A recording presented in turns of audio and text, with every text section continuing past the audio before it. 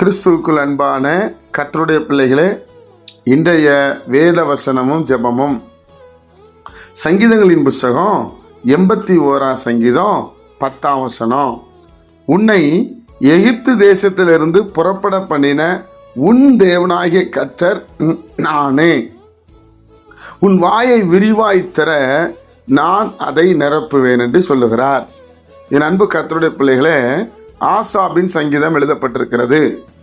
எகிப்து தேசத்துல ஜனங்கள் அடிமையா இருந்தாங்க. 400 வருஷம் உபத்திரப்படுவீங்கன்னு சொல்லி ஆபிரகாம்கிட்ட ஆண்டவர் சொன்னார்.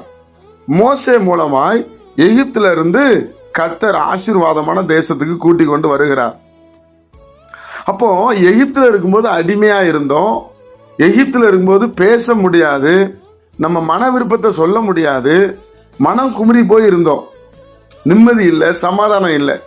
இப்ப ஆண்டவர் என்ன சொல்றாருன்னா, நான் உங்களை அங்கிருந்து அழைச்சிட்டு வந்தேன். இப்ப நீங்க உங்க வாயை திறந்து கேளுங்க என்கிட்ட, உங்களுக்கு என்ன வேணும்?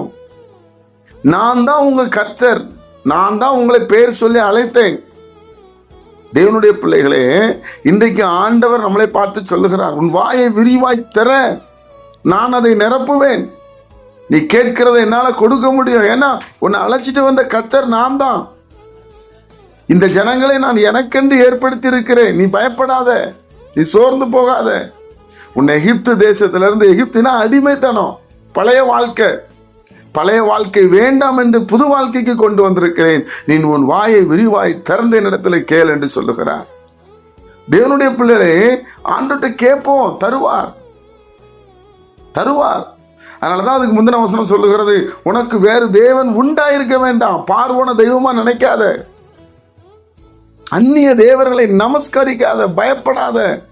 உன்னை இப்ப பேர் சொல்லி அழைக்கிற கர்த்தர்னா உன் மிற்பிதாக்கள் ஆபிரகாம், ஈசாக்கு, யாக்கோபை தெரிந்து கொண்டவர் என்று தன்னை வெளிப்படுத்துகிறார் மோசே மூலமாய். தேவனுடைய பிள்ளைகளே, உன் வாய்களை விரிவாய் திறந்து கேளுங்க.